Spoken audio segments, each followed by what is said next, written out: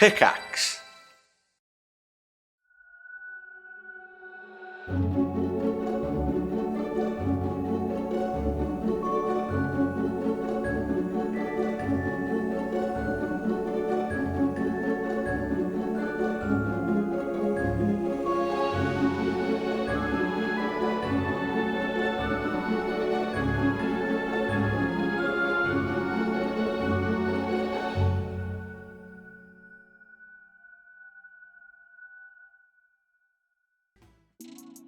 Hey, you over there with the dark hair.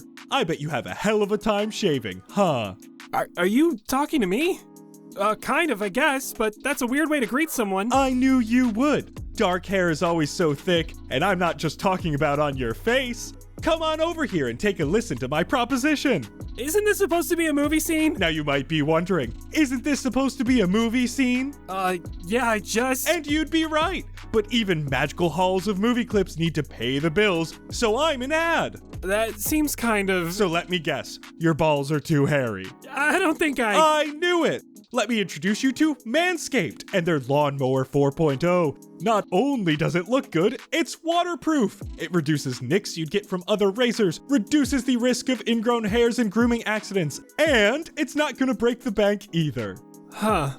That does sound cool, but I don't know if I'm sold yet if it's just for shaving, my bits. Well, even though I did jump straight at your nuts, it's good for just about everywhere. Balls, face, legs, armpits, happy trail, unhappy trail, and everywhere in between. We even have our weed whacker for your nose and ears, designed specifically for your delicate facial holes. Oh, wow. Do I have to buy them separately, or can I? You don't even have to buy them separately. If you pick up the Manscaped Performance Package 4.0, you'll get the Lawnmower 4.0, the weed whacker, as well as our Crop Preserver Ball Deodorant and the Crop Reviver Ball Toner.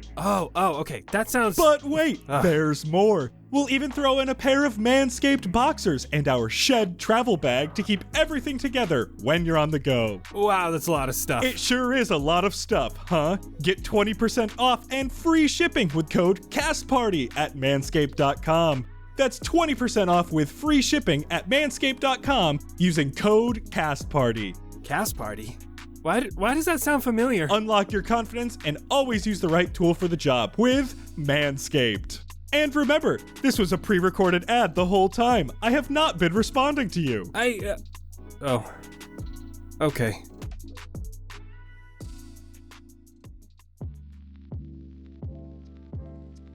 Hello everyone, and welcome to Fables of Fendraeya, Wyldacre. My name is Jose Polino, or at DMJoseP on TikTok and other fun socials, and I will be your director for today. I am joined by my very excitable and probably full of pie cast and crew, well, some of them. So let's go ahead and begin by introducing them, beginning with Ryan. Hi, Ryan McManus. I'll be playing Fiffin, the Maker Taker Hater Satyr. You can find me on my personals at ryan.mcmanus or running the Cast Party socials at Cast Party D&D. And we have Nigel. Hello, Nigel Deacon playing Pond, your favorite froggy friend, hopefully finding a future family. You can find me at Nigel Sucks LMAO on every social that matters. And Betty. Hello. My name is Betty K. I am who.the.lovely on TikTok and Instagram, and I play Quinn, the mighty owlin, who is as righteous as she is small. And finally, we have Seth. Hi everybody, I am Seth. I am playing Cheese the Dog, Shadow Monk, Gloomstalker Ranger, Eternal Good Boy of the Spotless Mind. And you can find me at Noctopus on TikTok and at Knock.topus on Instagram. So, last time we met, you were all essentially in the midst of acquiring some information from Michelia's. You were also in the middle of the pie eating contest with the fairies, while Pond had an incredible Back to the Future night and played along, living his dreams to the best of his abilities with some incredible roles, overall having an incredible night. And then Quinn on the sidelines just poking at trauma slightly wherever she could. I didn't mean to. Yes, I did. You all respectively found little pockets of information regarding the Archfey, this sort of now, from the fairies' perspective, not to be trusted, maniacal, evil looming presence in the fairy culture. But then with that, you decided to enjoy the contest. Fiffin lost. And reigning champion with a good amount of really good rolls for that night was Cheese. Glorious. Having essentially won the contest, we pick up right as you are declared the winner. I believe Fiffin had turned into a frog I'm a frog. from the pie, and then went out and congratulated Pond. This random adoring fan from the audience came up and hugged Pond, so getting some accolades and adoration your way, Pond. And then Quinn had heard earlier the familiar cause of this Kenku, this HeeHaw individual, that then, as you finished the celebration, grabbed the carriage and dragged it down to the ground of Wyldacre. And that is essentially where we pick up. As HeeHaw said, enjoy the pie. So with that, what would you all like to do? Can you touch? You're not supposed to. You shouldn't touch me. But thank you. Oh God, emotions. I assume since I was also a frog, I could touch you. Thank you. Who are you? Oh, it's Fiffin. Oh, what? Did the pie do this? The pie. Cool. I still don't know if you can touch me. You did great. Thank you. Just to be safe, can you roll a Constitution saving throw? Would you consider this a spell, or is this just kind of like a feature thing? Nope, that's just my skin. Okay. 18. You pass. You're good. You probably still feel the tingle though. I can't tell if it's the pie or you at this point. Did you win? Cheese did. Yeah, good job, Cheese. Where is it? Cheese! Thank you, but we gotta go. HeeHaw's got the baby. What? Oh! What? I think I say that as I am getting ready to jump off the tree and dive down. If you have time, get some powder on HeeHaw so we can shrink him or something. I don't know if I can fight him that big. I still have bag. Good, bag. Who are you? Oh, it's Fiffin. Oh, got it. Quinn is gonna, point to the edge with Cheese and just holler back generally, because she knows that Pond and Fiffin are somewhere over there. To the edge, quick! I'm gonna see if I can't channel divinity. How close is our bestie HeeHaw? Probably on his way down, but not visible enough to you anymore. Oh, we don't even have eyes on him. Got it, okay. Well then, in that case, if Cheese is jumping, Quinn is also going to jump. Before I jump, though, I turn around and kind of just yell to the space. Anybody that can help us get that carriage back from that Kenku, I'll give them half of my prize. And I jump off. Nice. A fairy from the distance goes, I can help, but... And they just float up, hover backwards, and they're like, I'm on my way. On my way. All right, now take your time. So Cheese sort of jumps over the edge and Quinn follows. Fiffin and Pond, what are you guys doing? Powder us. Powder on Pond. Can I try to not be a frog? How do you try? At this point, it's just thinking real hard and scrunching my little frog face. That's all I got right now. Gotta believe. Roll a d20 for me, Ryan. That's an 18. Pond, you look over at this frog and you say, powder us. And then you watch as Fiffin, you close your eyes as a frog and you just begin to focus on what it is to be Fiffin. What do you look like? What do you inhabit? What does your space look like? What's your scent? All of these things that make you you. And Pond, what you're looking at is essentially a bubbling skin on this frog that begins to kind of bubble, and then you see the skin kind of open and rip as you see Fiffin's actual face and horn come out. Oh my God. And then go back into the frog. You open your mouth, Fiffin, and you feel your mouth sort of coming to, but you still feel that sliminess, sort of ickiness to what it was like to be a frog as your mouth opens. And Pond, you're just essentially seeing this misshapen creature slowly form and morph back into Fiffin. And Fiffin, you come back, you feel all sticky and slimy and gross. Is this how you feel every day? I never want to see you do that again. Yeah, that was visceral, wasn't it? Powder, powder, powder!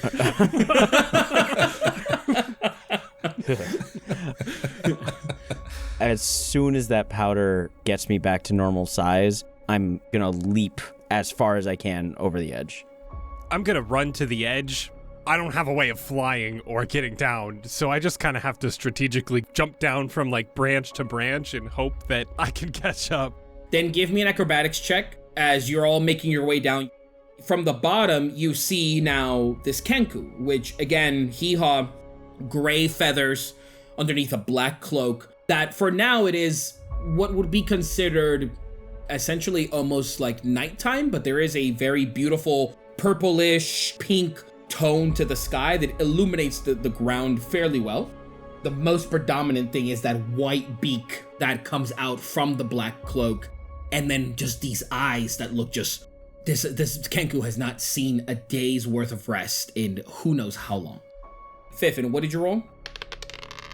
I rolled a 19, so I would have like tightened my belt, my scale mail pants, sort of course with electricity and activate, almost as like springs to just help me ease my way down each branch to get to the bottom, hopefully as quickly as possible so I can keep up with everybody, because I know they're speedy. I'll say because you rolled so high, I mean, you're definitely the last, but you're able to keep up. Right as you're about to get to the bottom, Cheese and Quinn, you both land first. And what you see now is small forms of slight little hills and rocks off in the distance, the ground that is in that similar purplish kind of pattern, and a stream that runs down the very center of it with just like a man-made little bridge that hangs over. But you all sort of land, and there right on the bridge is HeeHaw looking at the cage and just holding his beak and getting very frustrated with the situation. I don't have a good way to land, so I'm probably just going to take damage. Go ahead and roll for me a 3d6. 5 plus 2 plus 6. So 13. That's probably not graceful. Can I roll something to see if it's a good landing or not? Superhero landing or... Land on my face. Flat. Sure. Go ahead and do an acrobatics. 17. It definitely hurts when you land, but you're able to not land and be prone. So when you land, you sort of like land on all fours, but you catch yourself to the point where you just lock your arms and your knees, and they just sort of like buckle in the pain. Ooh, and it takes the wind out of you for a second, and then you come back up. Get back here! You watch as HeeHaw from the distance look over at the carriage and goes, "Who are you? Have I seen you before?" Nope. Oh, now that I think about it, no, you don't. You've not seen me before. Then what matter is this to you? But then you see from the distance, he kind of sees Fiffin coming down from the branches. I knew it. Lavender boy! That's how I followed your scent. It's delicious to me. And look at that. You were lying all along. You actually knew all about this. But if it's of no one's concern, I will just be on my way. I must return this child to its proper care. Thank you very much. Yeah, and sort of like goes to like keep trying at the lock. I don't know how to get this thing. He doesn't seem concerned with you all at all. He just sort of seems more focused on the carriage. I'm gonna shoot off a vicious mockery at him. That's a save on my end? Yeah, 15, please. You'll never figure it out, bird brain. Nice. That's about the hardest thing that Pond can say. No, that was devastating. That's devastating. Yeah, that's a 5. Takes 2d4 of damage for 4 damage. They have disadvantage on the next attack roll. For Pond, it kind of would just look like flies pop out around him and just like smack into his head a couple times. You watch as the flies hit. Get off! Get off! Looks back at you with one eye closed, and he wipes one of the flies away, and they just sort of like ethereally dissipates. And he looks over to you and he goes, I don't want any problems with you. It's the Lavender Boy I'm after. Oh, unless you're all together. Yes, that must be it. Using the good old HeeHaw brain. Okay, well, if that's the case, haha! And he vanishes with the carriage. What? Oh. From behind where Fiffin is, he reappears with the carriage. You know, If I tell you that I can smell you because you have a strong scent about you, I'm not only going to take interest in you, but I am going to more than likely follow you to a very creepy degree. Do you understand? But I got rid of all my lavender. I thought it would work. Yes, but that lingers on, my boy. Ah, damn it. So what will it be? Your blood on the ground, or you let me walk with this baby? I turn around. Guys, he moved back here! Listen, I don't want to hurt you. These guys are hankering to eat something today, and it's not pie, I can tell you that. So, just hand over the baby. I think we're good to go. Ooh, but this little thing, I have a job to do. It's not really up to me. You see, I was hired for this, and I will not want to get fired from said job because I like this job. Does that make sense? I'm gonna use that channel divinity, and I'm gonna cast Nature's Wrath. Vines are gonna wrap around him, and I want to try and separate him from the carriage. Like, I want the vines to, like, wrap him up and not the cab. Either a strength or a dexterity saving throw. So you see from all around, slowly, vines and the nature around it sort of like begin to animate itself and just sort of find the center point, which is HeeHaw with the carriage. And just as you're getting ready to sort of like latch onto him, the vines just sort of hug each other. And HeeHaw stands in between and he goes, "Oh no, you discovered my secret? I'm not really here." What? Then how do you...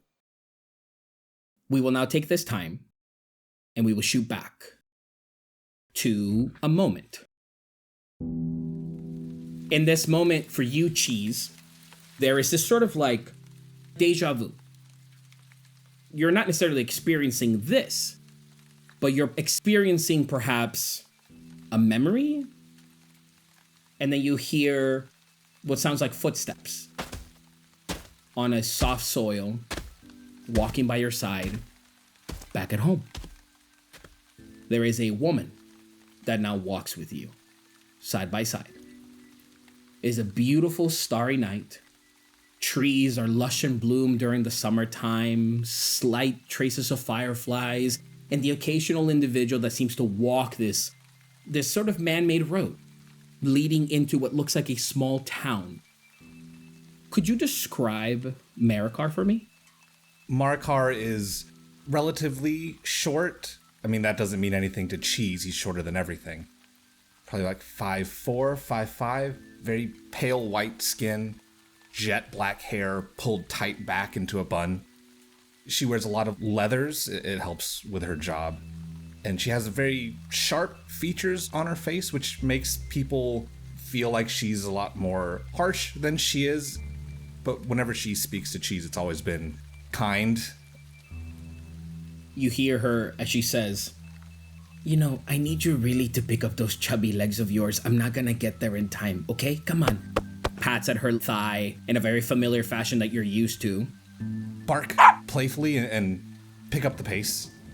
Look, I don't even know how do I do this? I don't even know if, I mean, look, I'm talking to you and you're just a little chunky boy. That's the thing about you, but you're just so cute.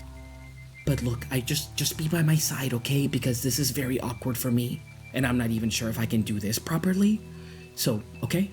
He tries to gnaw on her thumb lightly. Okay, ow, okay, sharp teethies. Be gentle, okay? Gentle. And she very lightly boops your nose, but that's a very familiar thing with her. That's a good boy. You know, I really hate going out at this time, but it's gotta be done, right? And you see as she now continues to traverse into this small town. The lanterns, if you will, from all of the neighboring buildings definitely light up the streets more. And she just instinctively gets her hood and she lifts it up, covers her face.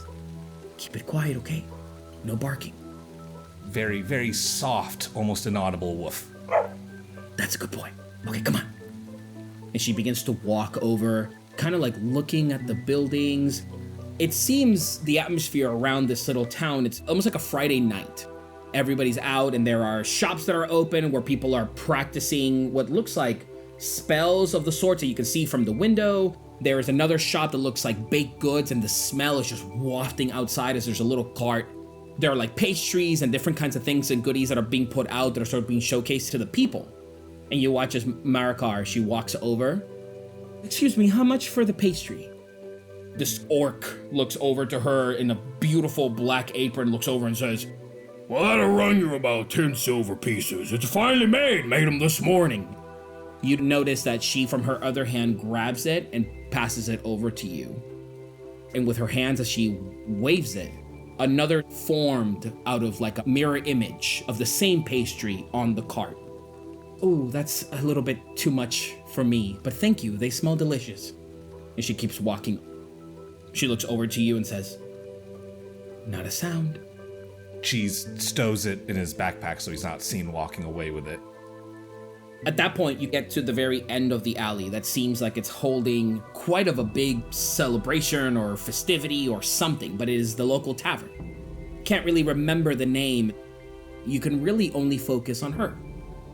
What the ground felt like that day, what the sky felt like, the summer breeze, it felt like home. When you arrive, she stops and she gets down on her knees and she looks at you and she goes, you know, on second thought, perhaps there's another way of going about this. Perhaps we can just ask somebody else. Or perhaps we can go back and talk to whatever his name was, whatever it may be. It just seems like there's a lot of people out today and not really cutting it for me. You know, it's really just a you and me kind of situation every single day. So what do you think? I twirl around, get on my hind legs, and I lick her on the cheek. You know, we really got to do something about your breath because lately it's been a little rough. But, okay. And she whispers in your ear. Okay, all right. Okay, stay by my side. Gathers herself and she undoes the hood and she walks over. You do remember, posted outside of this tavern, the local news, the local chatter about the town, but multiple posters. Wanted, Nightsong, all around. But you walk into this tavern that is now full of people. And it is festive, there's a band playing in the distance. It's almost now you, Cheese, in the moment, are sort of realizing these connections. There was a band playing at the Fairy Festival, there was a band playing that night.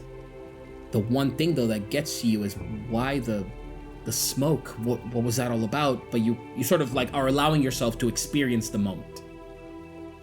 There in the center of the tavern, there is a small table with one human male, beautiful blonde brushback hair, and what looks like a Crown's Guard uniform that is kind of sitting there with 2 tankards of ale. And as soon as Marakar walks in, he gets up. Hey, right over here. I got a spot for us. You can sit right here. Come on over. Takes a deep breath out, and then she begins to weave her way through the tables. There is a very delicate way in which she moves around people that is very familiar to you, but very strange to you at the same time. There is a very specific way in which she is calculating her movements. She's looking at the space around her. She is looking at all of the individuals. What is everybody drinking? What is everybody doing? And most importantly, where you are. She always knows where you are. And as she walks over and she arrives, before sitting, she gives an awkward hug to the gentleman. I'm so sorry I'm late. I got a little lost. I didn't know it was going to be this busy today. Well, of course it is. It's time to, drink and let your worries be your worries. You know what I mean? Anyways, Marakar, look, listen. I got you a drink. Don't know if this kind of works out for you. Ale's not really for me, but I appreciate it. Thank you. Well, hey, no worries. I can drink it. Excuse me. You just get just a water, I guess. And then from the distance, the barkeep says, "Ain't no one sell fucking water here, boy. We got the best ale in town."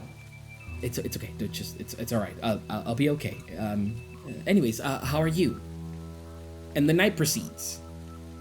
In this time, what do you think you would be doing during a night like this, Cheese? Cheese would take up a spot under the table, right next to her foot, looking out behind her. She's facing whoever she's talking to. I would be facing the opposite direction to keep an eye on things behind her. And I'd probably be in contact with her boot. This is something that they would have trained together. Have my one of my paws on the heel of her boot to let her know that I'm still there. Every now and then she comes down and just grabs your ear very lightly, just to kind of let you know that she knows you're there. Marikar's entire demeanor and composure is very unlike herself. She seems to be carrying on a facade. Well, you know, I've been quite busy lately, you know, with the thing we discussed. Look, I don't know what names you're looking for. You're not gonna get them from me, okay? If you wanted to go and get some names, you can talk to any other Crowns girl. You're not getting anything from me, okay, sweetheart? Okay, let's not do that, okay? No, hey, I meant no offense, but I'm just simply saying. Looking for names, siblings, that of the nature, very specific. I mean, I'd have to cross-reference an entire library full of records just to get you those 2 names. Yeah, but these are quite important. But hold up. Are you on a date with me? Or are you just here because you want some information? No. I am on a date with you. I just thought that we could, you know, get some information while we're at it. Begins to drink the other tankard of ale, and he slams it down, and you feel the table like crash slightly with the heavy thud of the tankard as it slams on. Look, I tell you what, let's just see how the night goes. Perhaps I'll take you to, you know, local places that I might be able to know. I'll ask around, and we'll find those names you were looking for. What were the names before? I'm so sorry, I totally forgot. And he slams his hand on the table. I'm so sorry. Marikar, she leans back and she goes, you don't even remember. And then you notice from her hip, she draws a blade, spins it, and stabs his hand, piercing the wood of the table so much so that you can see it through. She stands there and she holds her hand over the blade so you can't even see it. I would be quiet if I were you. I need you to now focus on me, okay, sweetheart? Girl, what the fuck? Shh. Just keep it nice and quiet, okay? My dog is right here. He'll start barking really, really loud. I asked you for 2 names, and I asked you to find whatever you could on these 2 individuals. Does that make sense? What? I mean, I don't know where to even begin with that kind of knowledge. I'm not the person you're looking for. And then she twists the blade. No, I believe you are exactly the individual that I need to speak to. I don't know why. And she twists it again and then pulls it out. Oh! Shh. Quiet. There's a lot of people around. Everybody's having a good time. Your father. I need to speak to your father. Wait. So, first of all, ow! And you watch as at that point, from underneath, she is holding another blade, a very sharp one. I'll encourage you to not look under the table, or else my dog will rip your face open. And then he looks over and looks at you, Cheese. In the fraction of a second, first off, I was like very head empty, blank face, tongue out to the side, just like enjoying the scenery. As soon as I see his head bow below the table, mean mugging him, growling. Give me an intimidation check with advantage. 16. The individual holds his hand that is just actively bleeding. All right, okay. The old man's an astronomer. I don't know what that does for you. He's kind of boring. He's not to me. And she gets up, and then at that point, it's kind of like your cue that she's ready to go. It was a truly lovely evening. Thank you very much for the ale. Thank you, and remember to tip your servers well, okay? And as she turns around, he gets up and he goes, now hold on a second. And in a fragment of a second, you know this move. The blade that she had concealed on her left hand slings it at such a speed at his foot. Oh! Pierces the foot and the panel of wood underneath. He's had one too many to drink. Someone should probably get him, I don't know, more drinks? And everyone in unison, More drinks! Barkeep, get us some more ale! No, that fucker wanted water! And it just sort of like the commotion begins all over again. As she's getting up and walking away, the individual shouts over and he goes, "Hey, listen, you may be cute, but you ain't no fucking Nightsong." Well, that's good to know. As she makes her way out of the tavern. What is Cheese thinking during this time? To Cheese, this isn't anything unusual. This is normal work for him, and so he's not tense about this at all. I think he's having a great time smelling everything. I think he probably peed a little bit on this guy's boots, especially when he was trying to hit on her. Apropos of nothing, maybe pees a little bit on his feet. As far as Cheese is concerned, this was just a fun night out. And sure enough, as you exit the tavern, she looks over and she goes, "Okay, hey, that kind of worked." And she reaches into the pouch, breaks off a piece of the pastry, and she hands it over to you. And she goes, "Now don't tell anybody. It's really just you and me. Look at you. Good job." Barks happily and got that tippy taps. For the rest of that night, you actually ventured away from the center square of this town.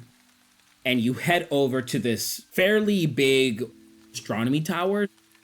It is ran down. It essentially shares the space with a small little home on the side. And you watch as Marakar, she walks over to the door, whispers to you to come over to the other side. This part of the town is not as lively. There's definitely a lot more people that are just enjoying the night and sleeping in. But she's very quiet and very careful with her moves. She walks over to the door. She tries to jingle it and it remains locked. She looks over to you. You walk over. And she rummages through your pouch and she pulls out a couple of thieves' tools. And she opens the door slightly, but just before it can open too much, she grabs it. "What do you smell, boy?" Give me a perception check. I get advantage on smell-based perception. 16 again. There is a very musky kind of smell, like the place inside has been very stagnant for a couple of days. How would you signal that to her, that there doesn't seem to be anybody in the space? I look back at her and I do that head back at left and right, trying to figure things out, posture that a lot of dogs do. But I try not to give off any body language of danger. Okay. She walks through the door and you see a small little home that is essentially just a makeshift small counter space that looks kind of like where one would make meals, covered in dust and spider webs, little fireplace with a small little cauldron just kind of like hoisted up above the flame. There is a small table that's been kind of knocked over, and there's a simple bed that just seems like it just hasn't been made, but everything just is covered in dust. She kind of walks in. You notice that from the door behind the fireplace, there's like a small little bookshelf. And she looks at you and she goes, "There's always a bookshelf, isn't there, Cheese?" And she walks over. She starts rummaging through the books and she begins to pull them one by one. And she just like now begins to throw the books. And they're all sort of going until eventually the bookcase is empty. Okay, or perhaps not? Make an investigation check for me, Cheese. 7. You look at her, and you look at the bookcase, and she looks over to you. "What is it, boy? Do you know how to get in?" Without any knowledge of how to even communicate this to her, you would have no idea. When Cheese has no idea on what to do, what does Cheese do? He has this sort of default head empty stance where he just sits, stares blankly at her, tongue out, like I'm waiting for a command, like, "I don't know what you want me to tell you." It's the moment when you sit and your little dog butt just hits the cold stone floor. The tile right underneath you goes down. All according to plan. She looks at you and she goes, That's why, Cheese. That's why you're with me all the time. Good boy." The bookshelf now sort of like sinks itself behind and hides behind the fireplace. And you see now what looks like a staircase that leads up into this astronomy tower. All across the walls, there are these almost like runic symbols, what look like starlight patterns, what look like cosmos and planet alignments and different planes of existence, all etched in stone. And from up above, you hear.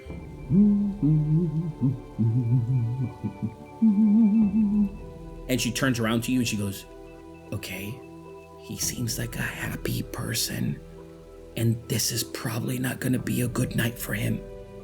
So if we kill him, just know that I acknowledged it first, and I'm okay with it, and I've made peace with it, and then we can keep going, okay? Soft bark.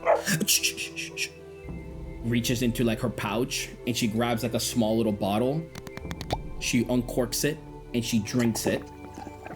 And all of a sudden she just slowly begins to turn invisible. I'm right here. I'm right here. Pats you again on the top of the head. Just wait here, okay? I got this. If you hear anything that is not the screaming for your life because you know your life is inevitably coming to an end, if it's anything other than that, come get me, okay? Licks the open air. And she then grabs your little cheek, and then you just hear the very slight but very quiet, gentle footsteps as she begins to head up. You hear.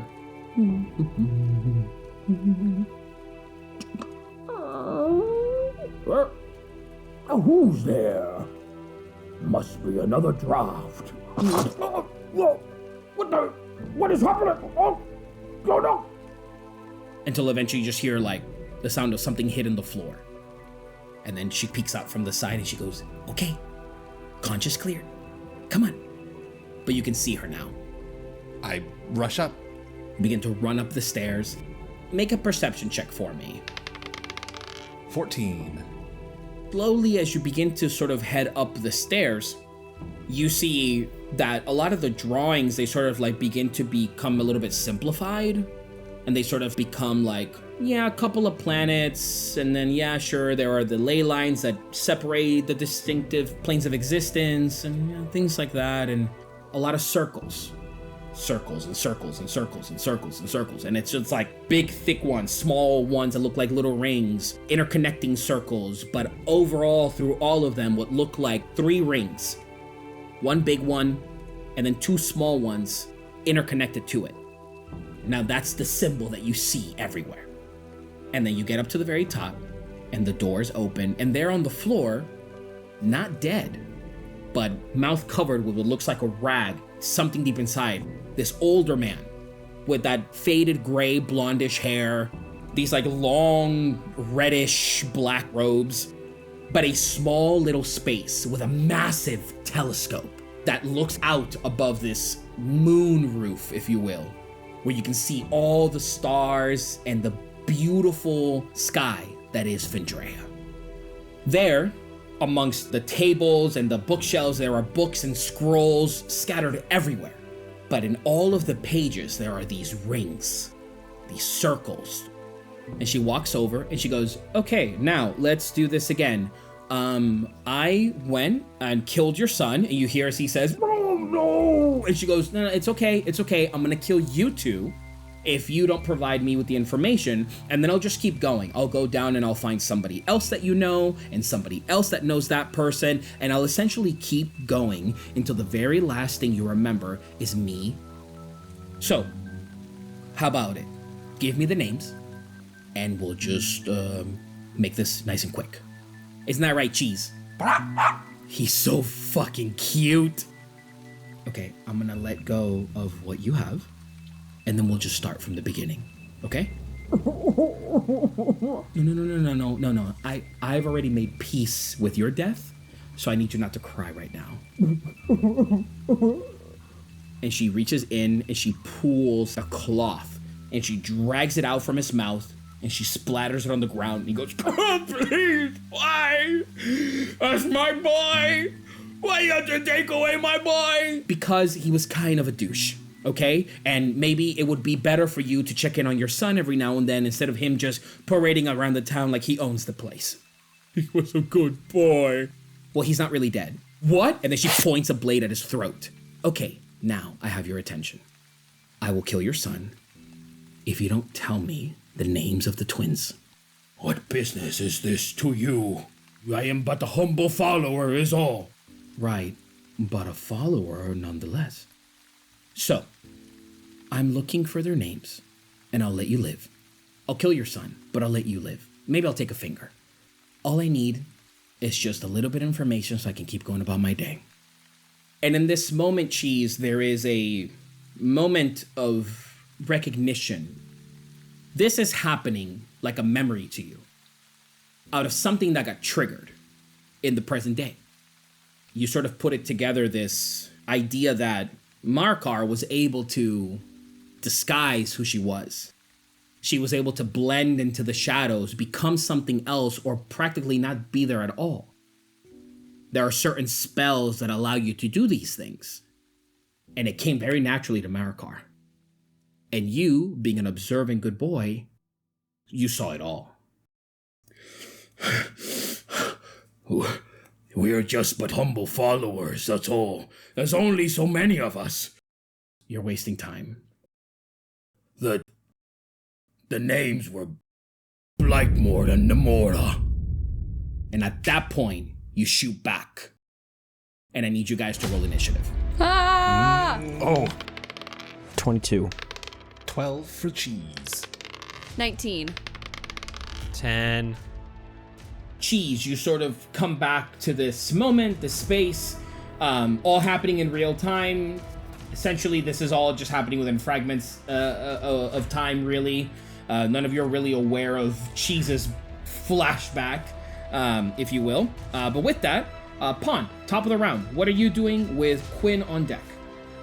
With my potentially broken kneecaps and my kind of confusion of like the excitement of everything, I grab the tape recorder.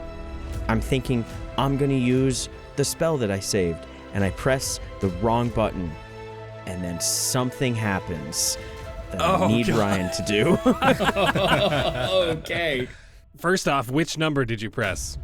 If you want, you can roll a d6. It's 1 through 6. Or you can just tell me what you want. No, I'll roll a d6 because I thought I was pressing the play button, but, you know, who knows. So the d6 roll was a 3. Okay. Oh no. As you hit the number 3 track, a voice of a very high-pitched pop-punk emo bard plays from a old mixtape with the title Black Tie Optional on it. This song is titled I'm In You, but like in a romantic way. You have cast message on HeeHaw. Oh. You picked the worst one. Cool. What the hell? What's going on here?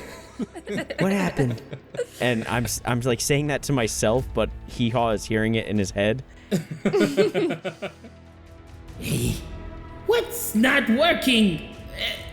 Who's talking this time? I got rid of the voices many years ago. I'm good. That's all I got. Okay, any movement? Nah. Quinn with Cheese on deck. Quinn has no awareness of the fact that she's still tiny, just like a burning, righteous anger that always lives within her. She's gonna call over her shoulder as she pulls out her short sword, which is just a dagger. Smaller than a toothpick, probably, at this point. But she's gonna call over her shoulder to Fiffin. Hey, Fiff, if he's not really here, do you think I can still hit him? And she's gonna go for 2 attacks she's gonna cross the distance.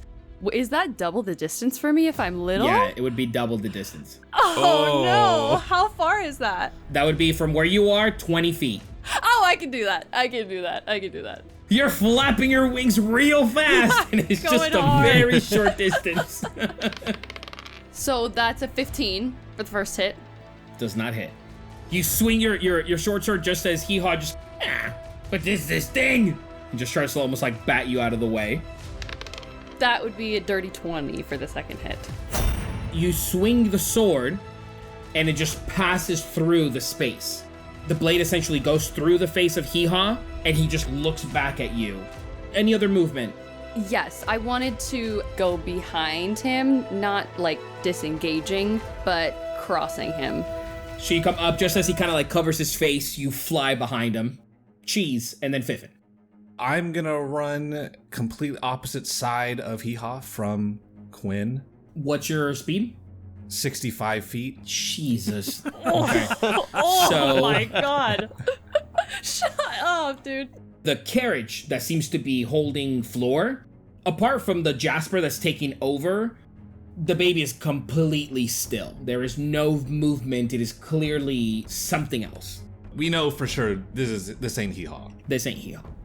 Could I maybe do a perception to try and smell him? See if I can sniff him out? Sure. Gotta be somewhere around here. Dirty 20. The scent is very strong, literally just right in front of Pond. Oh, he's on the bridge. Okay, so in that case, I will do 30 to try and get to the opposite side of him, where I believe HeeHaw to be. He's somewhere on the bridge. And I think that'll just be my turn. You hear as Cheese shouts this out. After coming up to the other side, Pond, you notice him on the opposite end of the little bridge, and Fiffin with HeeHaw on deck. Hearing Cheese call out that he is invisible somewhere on the bridge and this is not the real HeeHaw, I am holding out the bark gauntlet with the green gem just glowing like crazy, like Mega Man style. I am going to Fairy Fire. I'll just light up the bridge. So he would need to make a dex save. Well, that's a natural 20. Oh, Boo. man. That loser. What a nerd. That's it for me. In that moment, Fiffin, you let go of the spell. It encapsulates the cube, and you see a mishmash of colors and these kind of like lights that are trying to perceive something. HeeHaw is gonna go. Pond, you hear like slight footsteps getting up close. Gonna make a multi-attack against you. Is there any chance that the vicious mockery is still on him? Oh yeah, you're right. It would be, so it's disadvantage, right? Yeah. Nice. So the first one was a 9. Second one is a natural 1. Okay. Oh. That was the first one with its beak, and now it's going to try to get you with its sharp feathers. 25 to hit. Okay. So as you're sort of standing there looking around, wondering, because you hear the pattering of his feet, all of a sudden it gets kind of quiet. And you look over at Cheese, you look over at Pond, you know he has to be in the space between you. And then you feel from behind you, Pond, as you get 15 points of piercing damage. Oh. As it pierces through, and then you receive 2 points of necrotic damage. Can he please make a Constitution saving throw, please? Oh, absolutely. That is a 14. That passes. In that moment, as it's coming up, you hear the pattering, it stops, gets a little quiet, and from like right next to your ear, you hear like a snapping sound, and then you just kind of hear like a grunting, like, bit too hard, and then gets behind you, and then goes to hit you. Cheese, you take notice of this, and all of you sort of now look in the direction of Pond, but are not able to see anything. So top of the round, Pond with Quinn on deck. Okay, I'm gonna do this right this time. And I actually hit play on the tape recorder to cast a 4th level shatter directly behind me. Ooh. I need a con save from you again, please. That is an 8. That fails. So you're taking the full damage. Pond, now I need a D4 from you. Oh no. And do you say anything, or like what's played when shatter comes out? It's loud frog noises. So that is 27 thunder damage. Woo! What was your D4? 3. Pond, when you hit play on that, it is the normal croaking, but it is pitched down like 20 octaves. It is just very deep, and Fiffin is just cackling in the background. Interesting. It's just That's like all. Yeah. reverberating in It's the like space. demonic. Like Yeah. I like it. That moment, Pond, you let go of the spell. It shakes the ground around you. The croaking, this loud demonic tone sort of reverberates the space.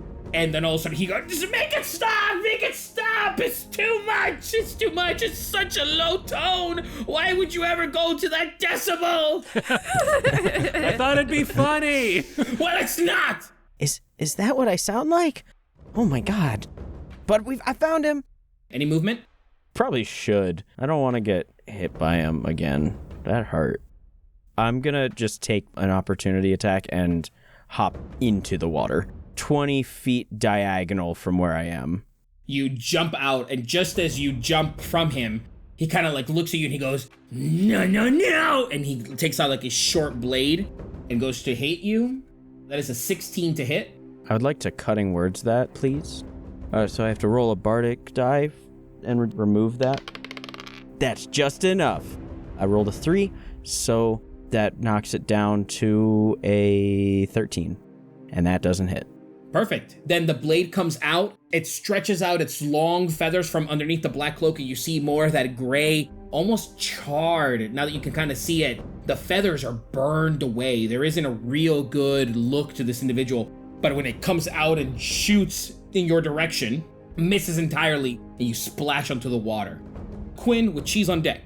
Seeing that HeeHaw has now revealed themselves, Quinn is going to, knowing this is fake, look at him and say, there you are. Cast as a bonus action, Thunderous Smite, which in taking my attack, if I hit him, will do extra damage. So I'm gonna do this kind of the same thing and try and rush him, the real him. I'll say, Fiffin, if you wanted to use your reaction on this round to do the powder, you can. Heck yeah.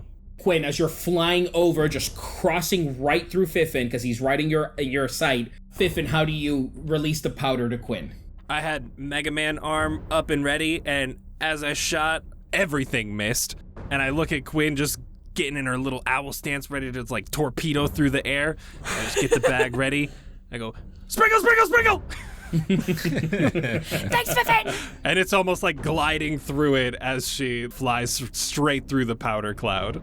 For HeeHaw, all he sees is this small owlin heading over, and as soon as you pass through the cloud of smoke, essentially, you just come back to your normal size, and he goes, ah! And he just like screams. 18 plus 7, which is 25. That hits. Ah! Okay, cool.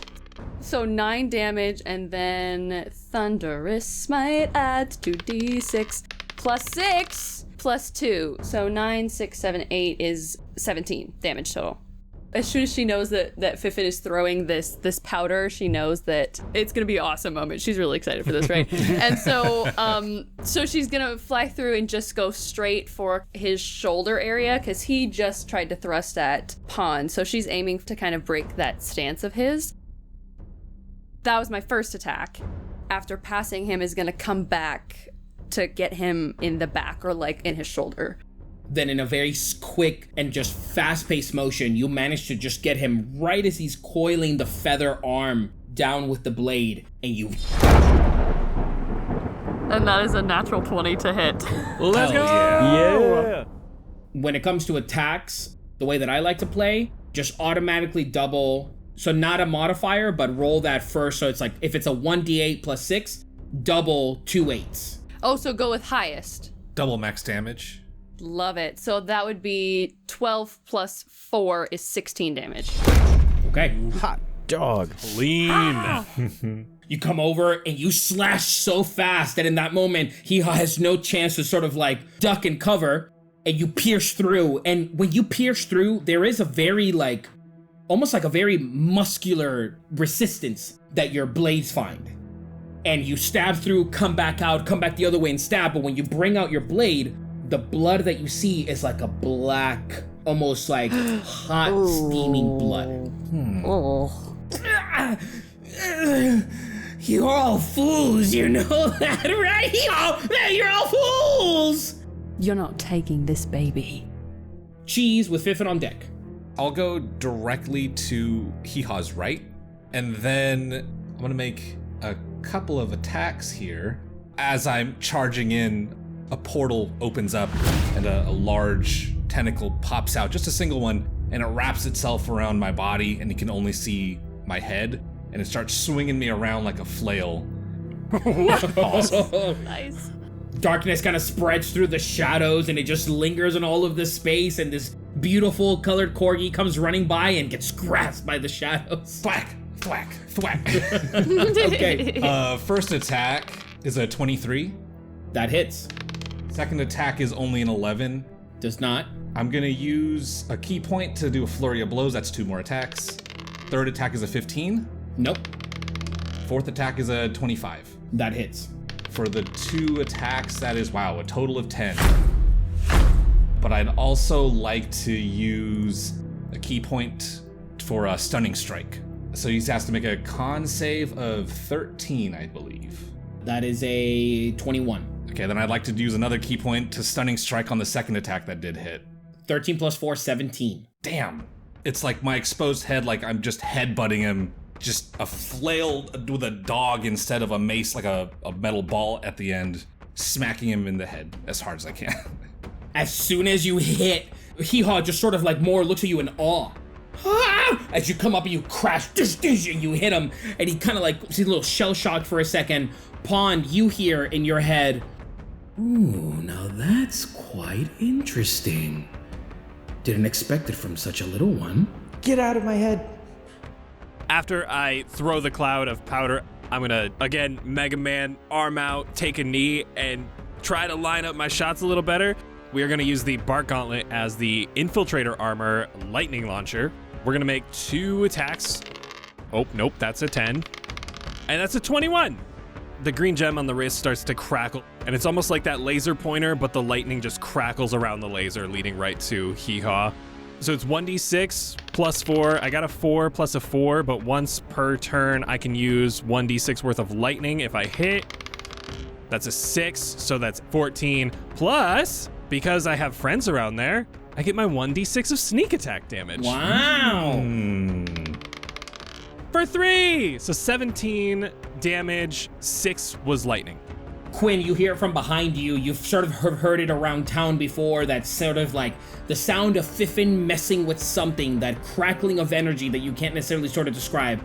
But instinctively, as soon as you hear it, you turn around quickly as Fiffin, you let go of your gauntlet, and this ray of lightning shoots in the direction of HeeHaw. Ah! He kind of like coils and gathers his wings in, and then now the hood falls back, and you see a head that is all scars coming down from the face, the eyes. There are feathers missing on the back, so you just see almost like a small bald spot. But the bald spot itself looks like a hand that grabbed the back of the head. Damn you, Lavender Boy! I didn't miss that time. It's HeeHaw's turn. He's gonna go ahead and he's gonna look at all of you. You know, this baby is really not that worth it. And besides, you'll all end up dying afterwards anyways. I'm not the only one, you know? And he's going to swap places with his image. Not what I thought he was. It. You watch as he takes his feather and he brings it out. He moves the black cloak that's just kind of singeing, and he looks over and he goes, yeah. And he points right where Quinn is, like right behind her. And he's gonna cast Cloud Kill. What the fuck is that? I like it. 20-foot radius.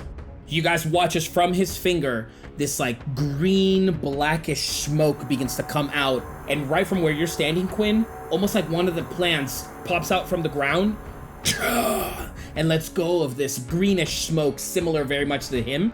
And it essentially encapsulates everybody except Pond. That is all it can do. It is now Pond's turn. Pond, you're not in the cloud, so you're okay. What would you like to do? I think I'm gonna aim for Giggling, and I'm gonna say, we would have been your friends if you weren't such a stupid head. And I'll cast Tasha's hideous laughter, because I assumed that would be funny to him. Can I please have a wisdom saving throw? You look at him from the distance, he's not even looking at you. And then he just kind of like turns over in this sort of like moment of pure dread to you. This towering almost figure essentially decaying and dying away looks over to you. And a natural 1. And then goes, yeah. He got a nat 1. Nat 1. He falls prone, becoming incapacitated and unable to stand up for the duration. At the end of each of its turns, and each time it takes damage, the target can make another wisdom saving throw, and the target has advantage on the saving throw if it's triggered by damage. On a success, the spell ends. He's just on the ground, laughing his ass off. For all of you, it's a moment of confusion. The smoke begins to take over the space and you just hear falls back and then continues laughing. You all perceive it, if you will, as a very maniacal thing, but it's completely out of his control. HeeHaw drops to the ground, laughing, holding himself, cackling, and it's like his eyes are bulging out as how much he's laughing out of an uncontrollable urge from deep within. Quinn, I need you to do a Constitution saving throw for me. I can do that. That's a 15. I will use my reaction, that big sunflower head that I use to cast Vortex Warp to bring the Ent over. I whip that around and almost just give it like a swipe through the air to kind of get some of the smoke cloud away from your face, Quinn. To use Flash of Genius. That's a +4 on top of that roll. In that moment, yeah, you can see that the smoke sort of leaves the space slightly. So it does seem to have a good effect. Which would make it a 19. You succeed. You take half, but you're going to take 13 points of poison damage. Okay.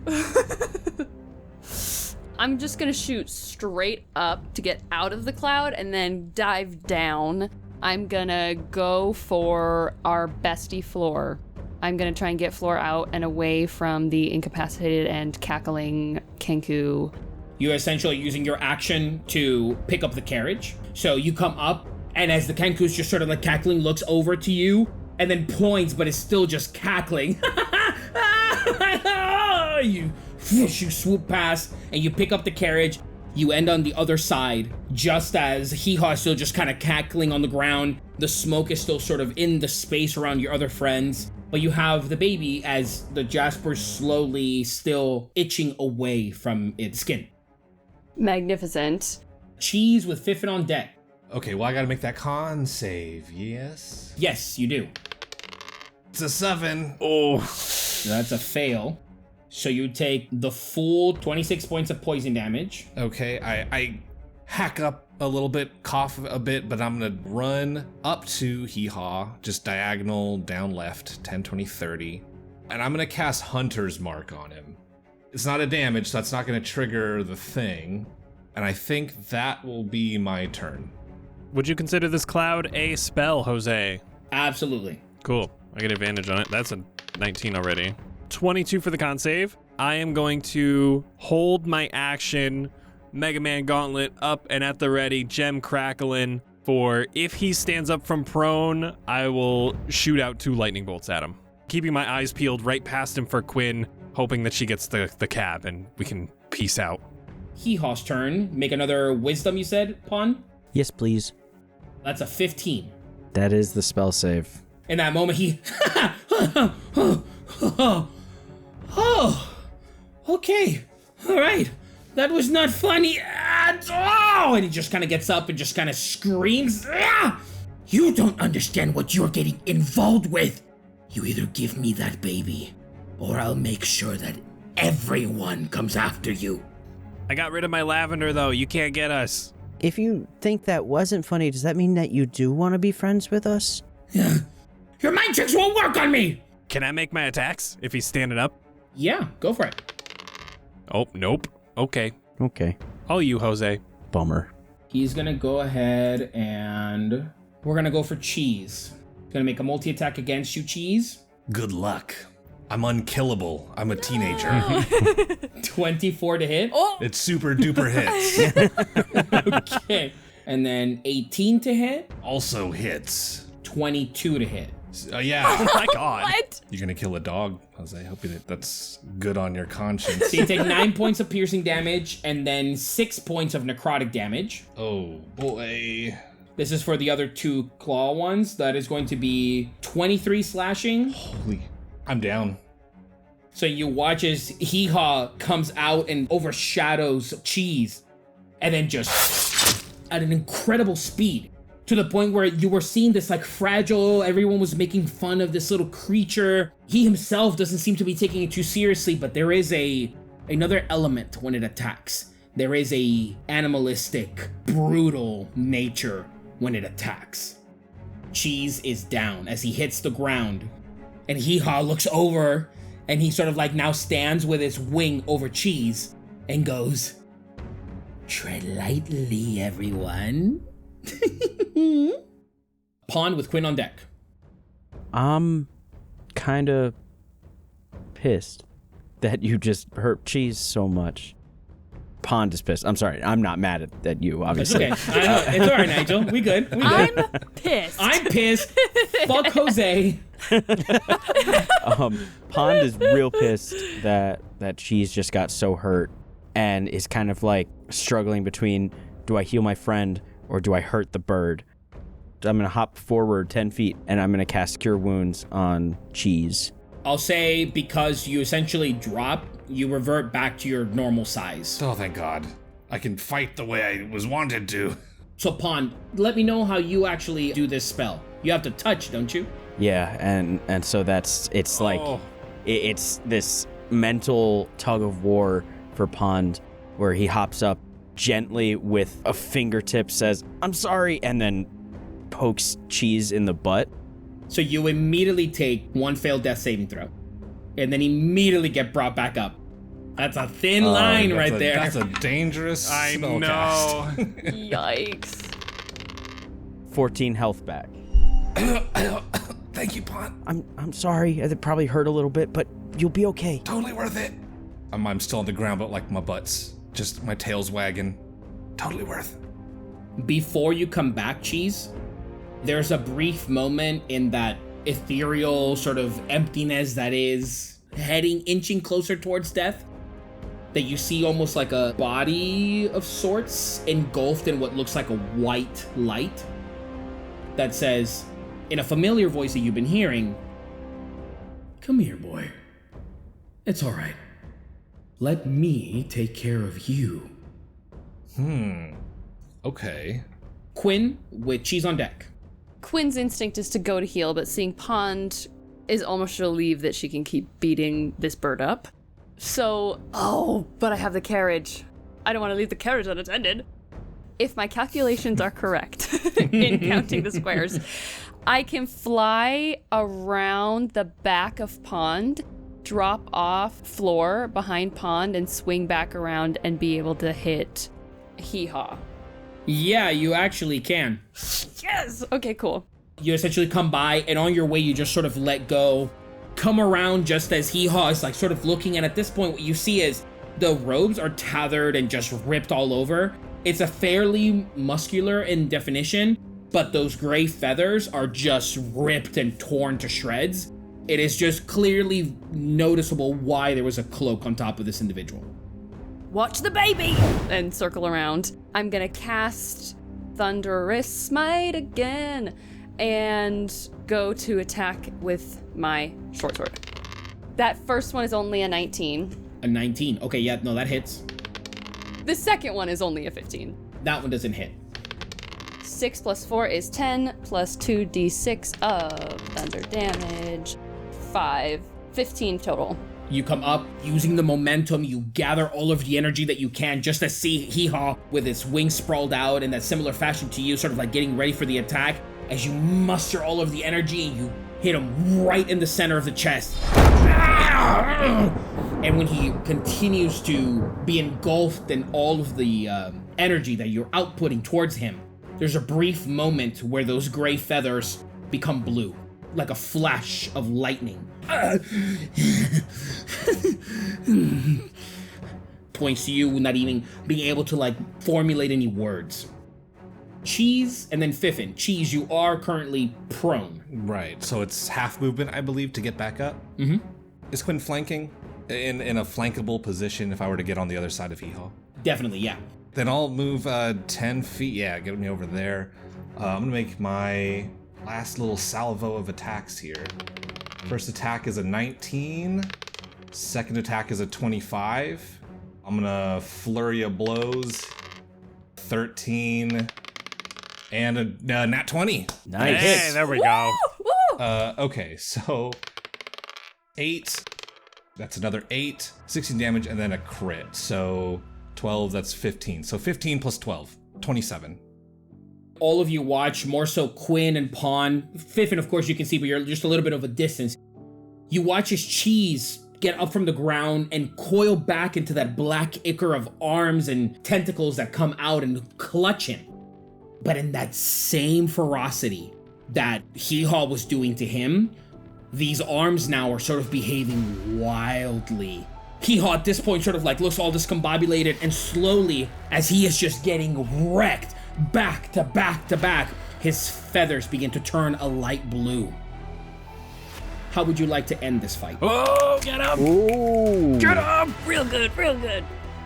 We are just all sort of laying into him at the same time. Cheese swings around the other side of Quinn after the thunderous smites. Tentacles pick me up, just flail overhead, hammer striking him. But the very last one, it lets Cheese go, and I fly at him jaws first, into his neck. Barrels him over, and I'm just pulling at the neck with my jaws. There is a ferociousness to this.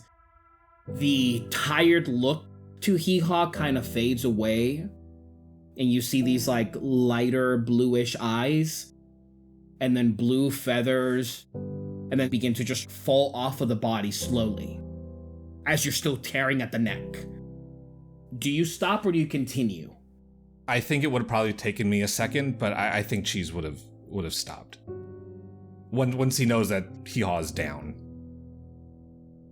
And you pull back, just as the black ichor begins to come out of his neck, painting the beautiful purples and bluish ground and area around you in this almost acid-like texture that begins to burn the plants around.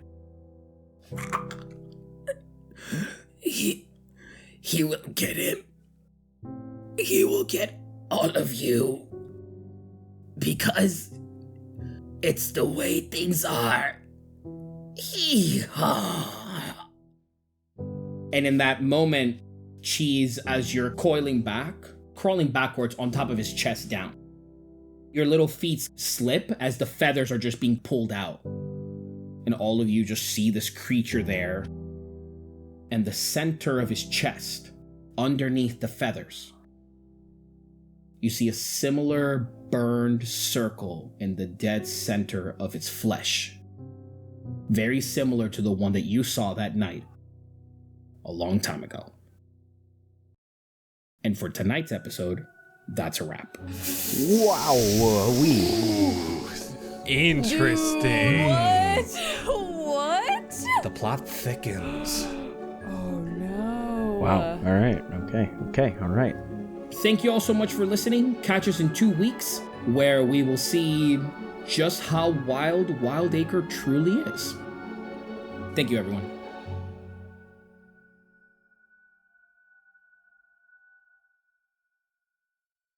You're not taking this baby. Oh, Quinn, that was fucking sick. I'm listening to the Doom soundtrack. The beat hit right when you said that. Oh my god, I'm hyped. Oh, shit.